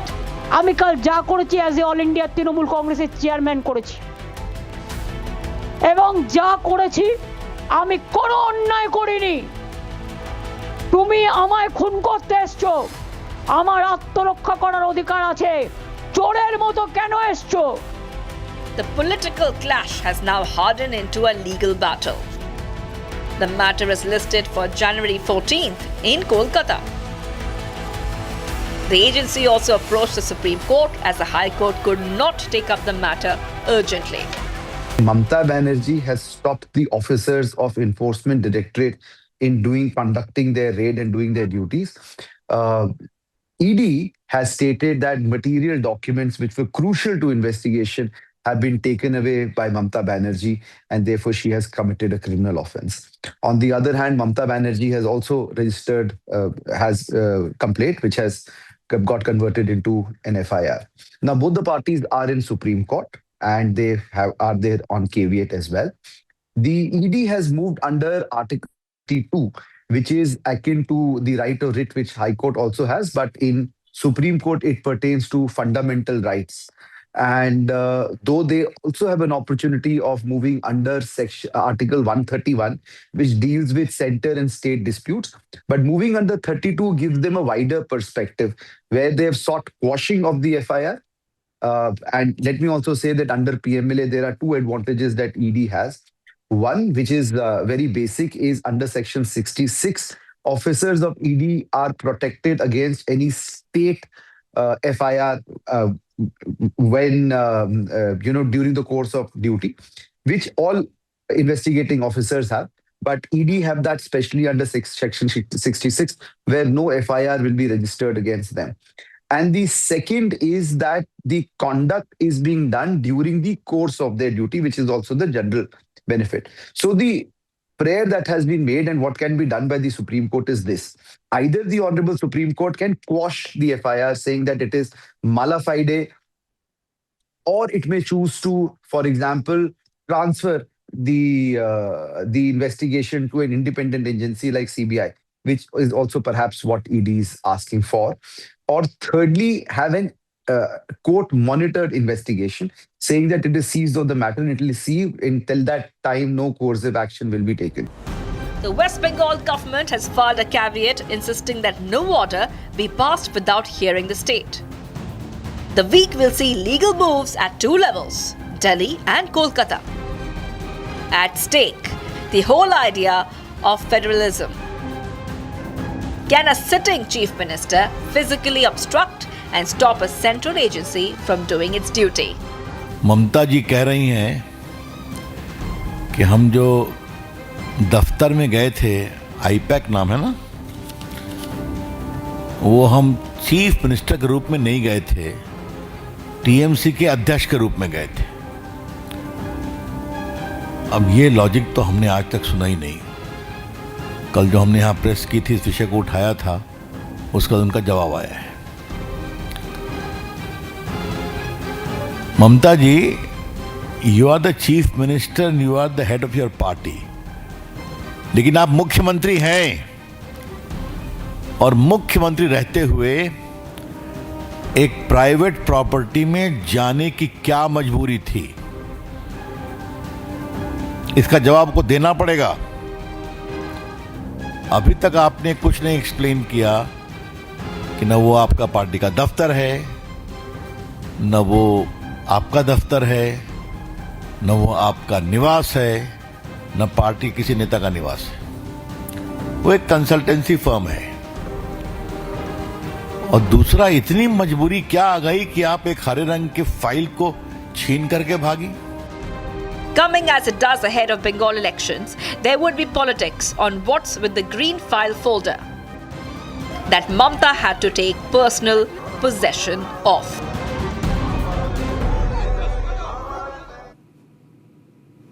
All right, moving on.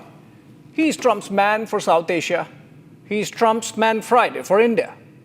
US Ambassador Sergio Gore, who arrived a couple of days ago, takes charge in New Delhi on Monday with his speech. Have a look.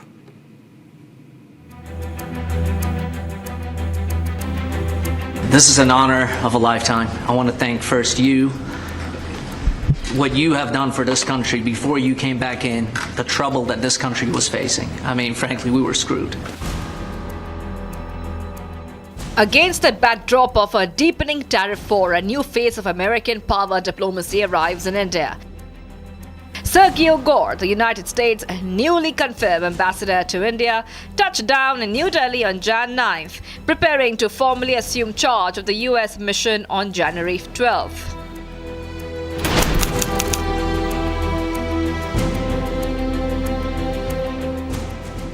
A 38-year-old Sergio Gore brings something rare to South Bloc diplomacy: direct access to President Donald Trump.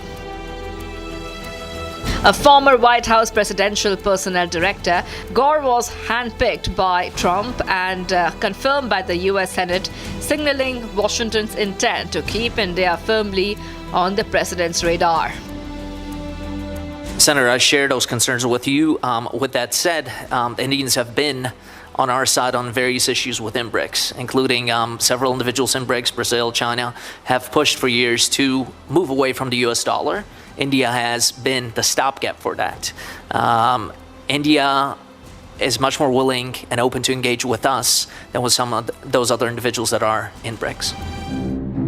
Even before formally taking charge, Gore was already active. In October 2025, as ambassador designate, he met Prime Minister Modi, External Affairs Minister S. Jaishankar, and senior Indian officials discussing trade, tariffs, and strategic cooperation.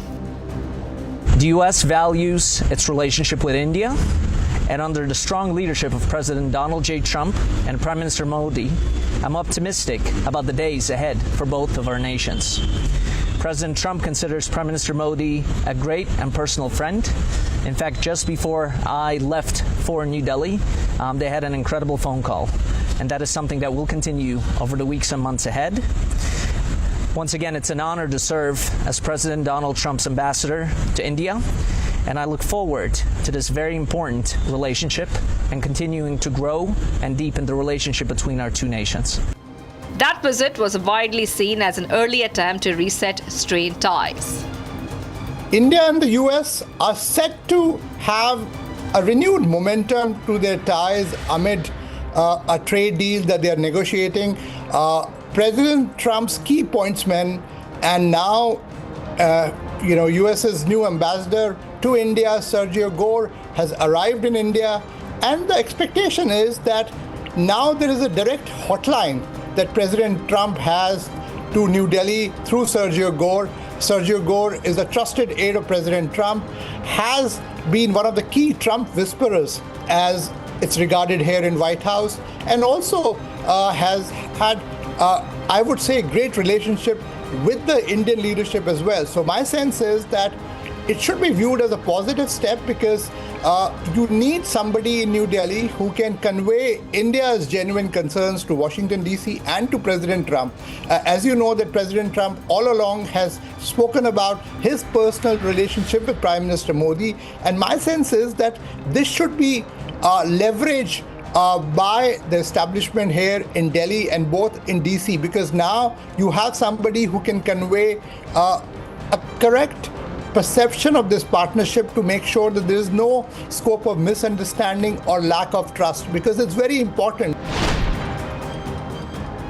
On arrival, Gore struck an upbeat tone, calling India a land of incredible opportunities for both nations, but the optimism masks a tense diplomatic moment. The timing of Sergio Gore's appointment now could not be more critical. Tariffs have escalated, trade talks have slowed, and rhetoric on both sides has hardened, even as a broader strategic partnership remains intact. The Trump administration has imposed steep tariffs on select Indian goods, with duties rising as high as 50%. In Washington, proposed legislation has even floated penalties up to 500% on imports from countries buying Russian oil, a move with direct implications for India.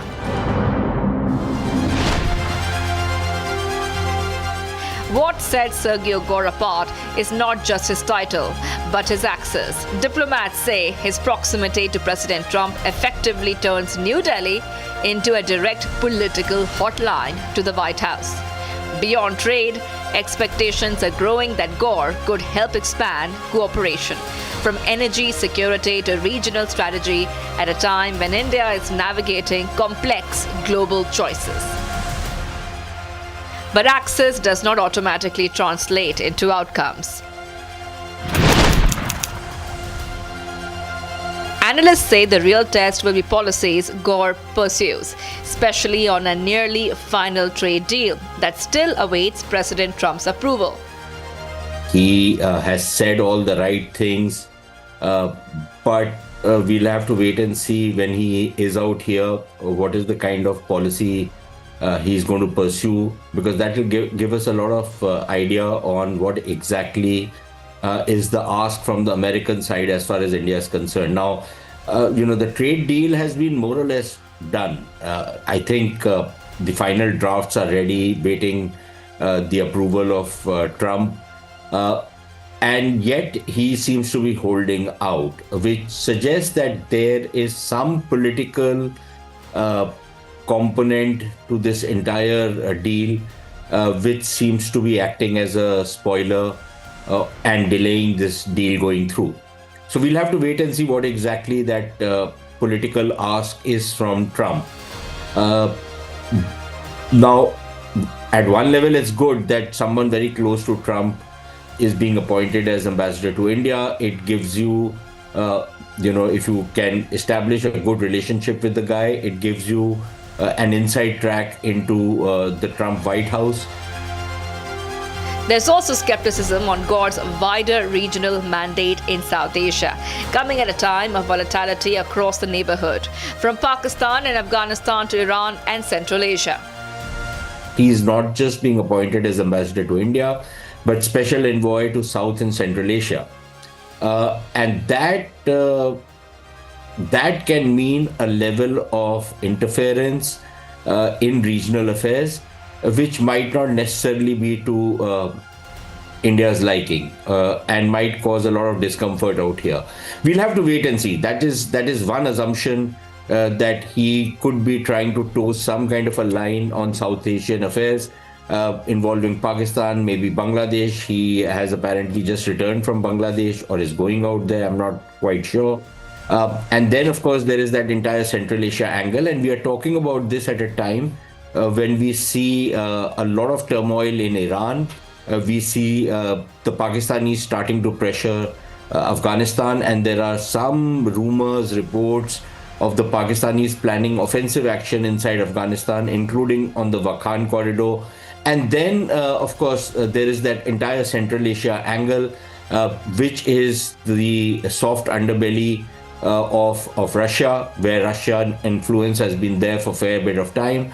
And there are efforts being made to pry Central Asian states away from Russia into the American ambit. We don't know how that's going to play out, and we are not quite clear about what is the role that Ambassador Gore is going to play on these issues. But some of this could actually not be to India's interest. So we'll have. Still, the appointment itself is being read as a strategic signal. After years without a heavyweight envoy, the Roosevelt House in New Delhi is getting an occupant with influence and an inside track to the Oval Office.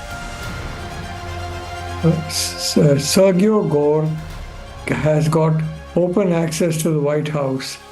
He can walk in and out of the White House. He knows President Trump very well.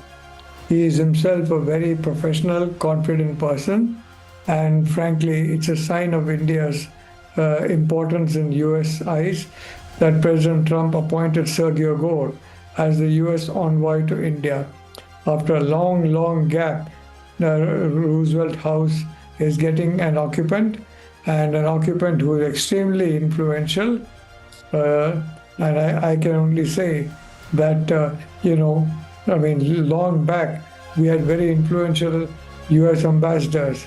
I think very long back, Chester Bowles was there. He was very influential there back in the White House, because an ambassador is useful only as long as he's got open access to the White House. If he has to go to the foreign, the Secretary of State for Foreign Affairs, then that's a different matter. If he has got direct access to the president, that's the ideal thing. And Sergio Gore has direct access to the president. So I think he needs to study the situation, and he needs to explain to him very carefully why India is doing what it is. I am very happy Sergio Gore is coming.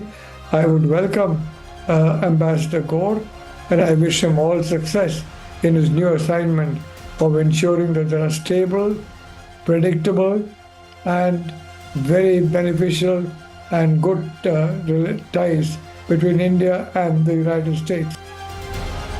As Sergio Gore assumes charge, expectations remain cautiously high. For India, this is an opportunity to correct perceptions and restore momentum. For Washington, a chance to stabilize a relationship tested by tariffs and toll.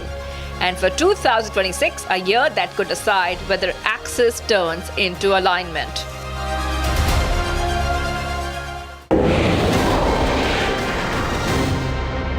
MDH की हल्दी मिर्ची धनिया करे कमाल, ये रंग दे, ये खुशबू दे, ये तीखा, ये कम पड़े, क्या निराला MDH मसाला।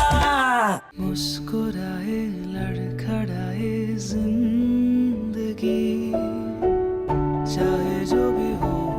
सर, पेशेंट के लिए कौन सा रूम प्रेफर करेंगे आप? जिंदगी भर के प्यार का कोई रेट कार्ड नहीं होता। Tata AIG health insurance, with you like family, with you always. आर प्योर सूजी पास्ता, उबालो मिलाओ और खाओ, 8 मिनट में तैयार। क्या टेस्ट है सबका राजा आर प्योर मसाला। ये है सीक्रेट रेसिपी MDH का जीरा सिप जल जीरा मसाला। सिप सिप जीरा सिप जीरा सिप MDH का जल जीरा सिप MDH का जल जीरा SIP.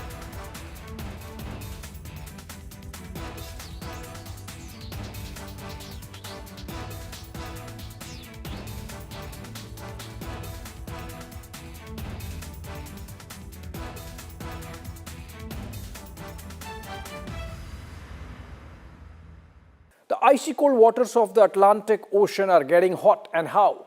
The United States, in an overnight operation, has seized 2 oil tankers, one in the North Atlantic near Iceland, the other one near the Caribbean Sea. The one caught or seized near Iceland is Russia flagged, and the one that's caught near the Caribbean Sea was apparently a shadow tanker, a dark tanker carrying Venezuelan oil to China. Now,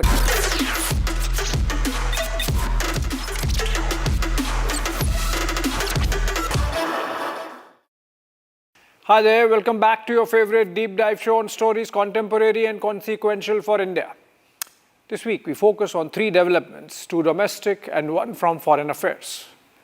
A series of actions this week taken together paint the United States as a bull in China shop. Even if limited to its sphere or hemisphere of influence, there are geopolitical consequences that we analyze. Second, we focus on the Umar Khalid Sharjeel Imam verdict and how it draws a few new red lines, putting national security above individual liberty. And third, the Duffley gang is back at the JNU, shouting slogans in support of same Umar and Imam. How does the loony left rule the roost in JNU? Let's get going.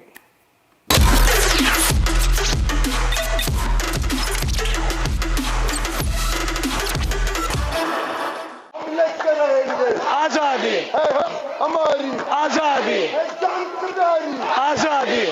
तो हम हिंदुस्तान और north east को permanently cut कर सकते हैं, पर permanently नहीं तो कम से कम 1 महीने के लिए तो कट कर ही सकते हैं। मतलब इतना मवाद डालो पटरियों पर, रोड पे, उनको हटाने में 1 महीना लगे। असम को काटना हमारी जिम्मेदारी है।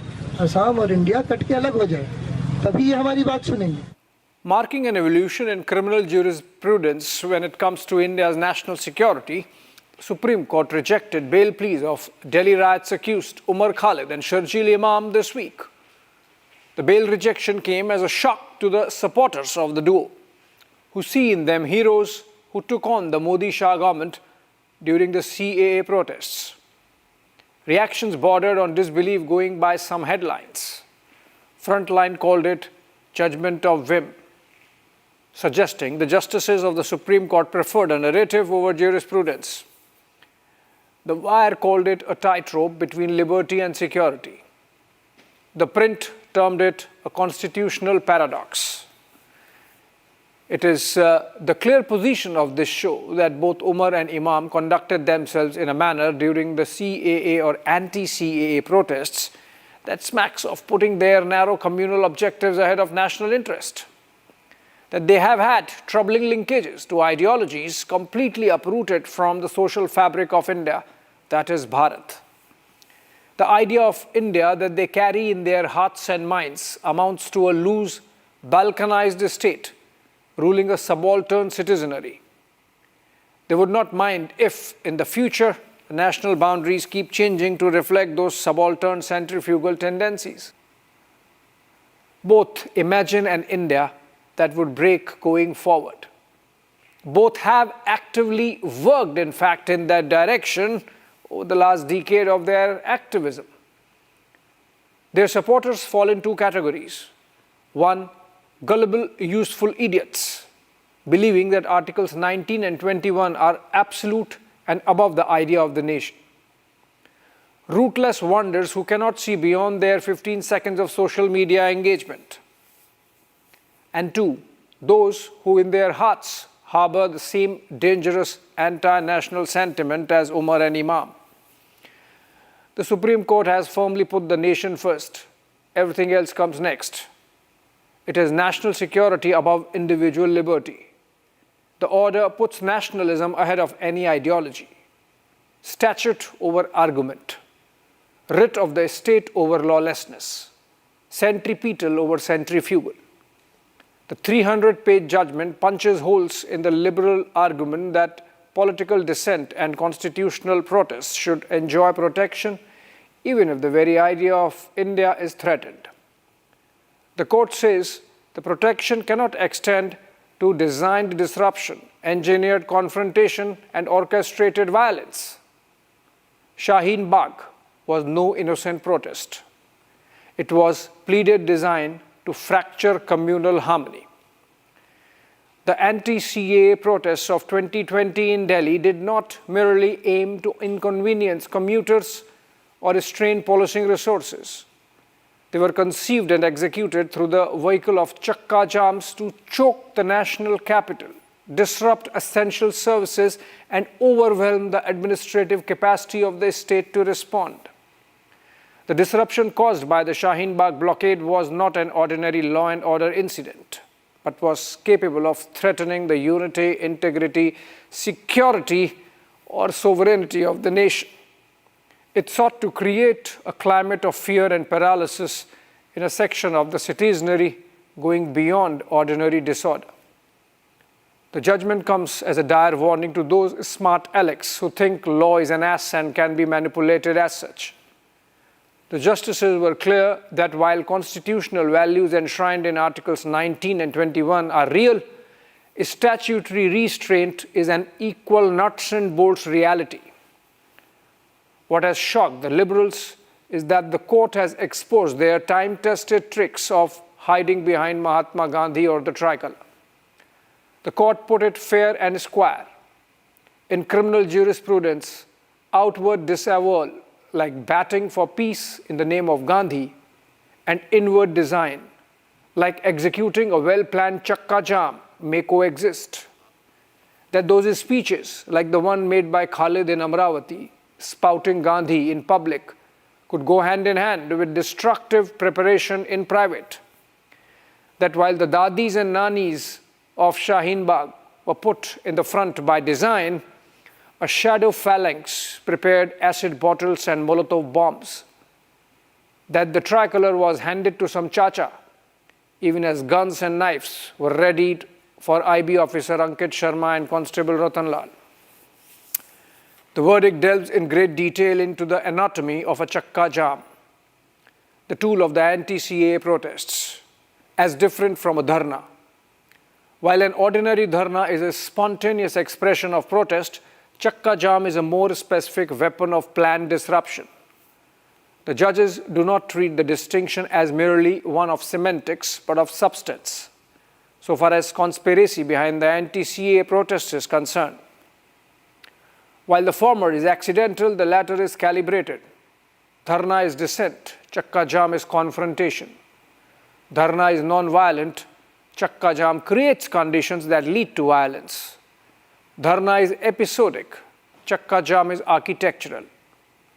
Planning, mobilization, indoctrination, intimidation, committees, use of digital platforms, setting up one protest site, replicating that to many more sites, and then from one city to another, preparation, execution, escalation.